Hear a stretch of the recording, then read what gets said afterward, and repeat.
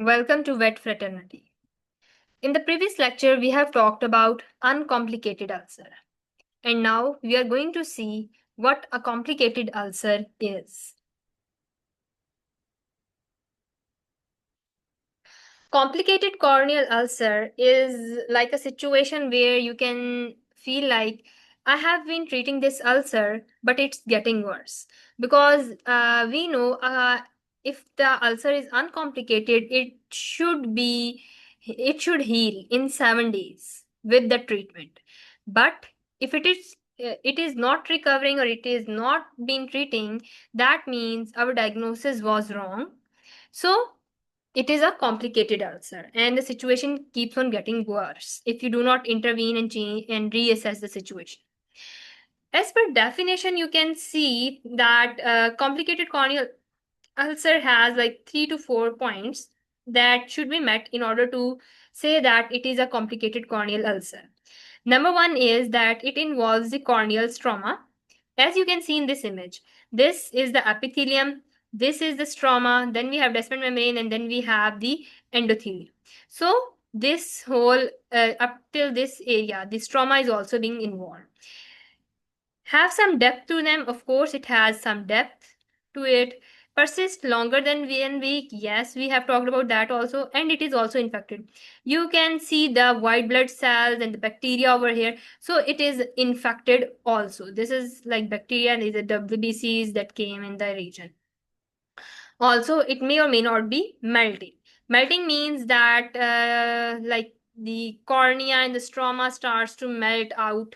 It will be like falling. We will see images further also of this melting, but the whole eye starts to melt out.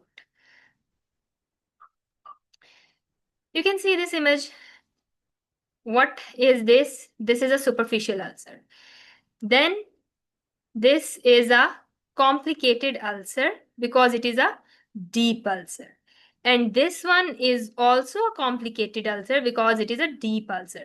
But we also use another name for it, that is perforating ulcer, because it has even crossed the descendant membrane. So it is called as perforating, that has passed all the layers. So uncomplicated, complicated, complicated along with perforating ulcer. Now come to clinical signs. Clinical signs are basically all the clinical signs that we have studied in superficial corneal ulcer. All of those signs, along with the signs that are mentioned over here. These are mucopurulent ocular discharge, corneal blood vessels that indicate chronicity, corneal stromal defect, corneal white yellow cellular infiltrate, keratomalacia or melting, and hypopyon. These all are the clinical signs for the complicated corneal ulcer. Again, what's the diagnosis? The fluorescent stain. The fluorescent stain will help you to diagnose it. Then we have the causes.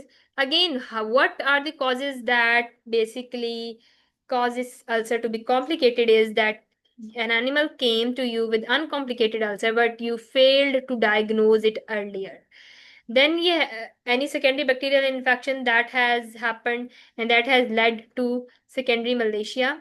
Then or maybe the secondary ulcer that has now become indolent. Indolent ulcers are basically non-healing ulcers. We are also going to study that separately in the next video. But the situation basically starts to progress and starts to worsen, like from uncomplicated to complicated, where bacteria has came in, where the melting of the eye has started, or the ulcer has become indolent, non-healing, and everything like that. And okay, and you can see this image. It feels like just like the eye is being melting, just like something is going to be protrude out and fall, and it has become like soften up, like that situation. Okay, the treatment. Treatment is very important from paper point of view. Goal is to prevent the progression and promote healing. First thing is aggressive antibiotic therapy. You need to remember this thing. 1 to 2 or every 1 to 2 or eye drops of the antibiotics should be given. If it is a gram positive bacteria, cefazolin 5% is best. We can also go for moxifloxacin or getafloxacin. If it is gram negative, you can go for ciprofloxacin, ofloxacin, gentamicin, tobramycin. If rods on the cytology, if like you have performed the cytology and they gave you in the exam that the on cytology pseudomonas was present, you should go for tobramycin. And if it is cocci is seen on the cytology, if they give you an image and there are cocci, these are most probably staph and streptococcus, and you're going to use 5% cefazolin because it's good for gram-positive bacteria. Also, you should remember no systemic antibiotic can reach there, so you are going to use topical only, because sometimes in the options of the MCQs they give like they will give you the only option for topical, and they can also give you the option in which they are going to be topical antibiotics along with the systemic antibiotics. So don't go for that option because no systemic antibiotic can reach there. The only route is the topical. Okay, then we can go for cycloplegia. Topical atropine, I have told in the previous video that it releases the pain and the spasm. So pain by dilating the eye, so it's healthy to use this. Then you can use anticollagenase agents every 1 to 2, or if there is a melting ulcer, and these anticollagenase agents can be EDTA or N-acetylcysteine. Then we can use systemic anti-inflammatory, the carprofen, or better use tramadol or gabapentin because they are not steroids.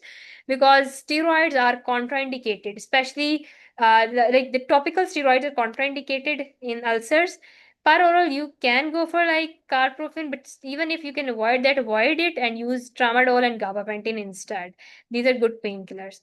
You should use e-collar for your patient, and you have to recheck every 24 to 48 hours. Now, if you can relate with the uncomplicated ulcer that we have studied, in that we had to check every 1 to 2 days or like 3, 4 to 5 days, but here we are going to recheck every other day or every day or every other day.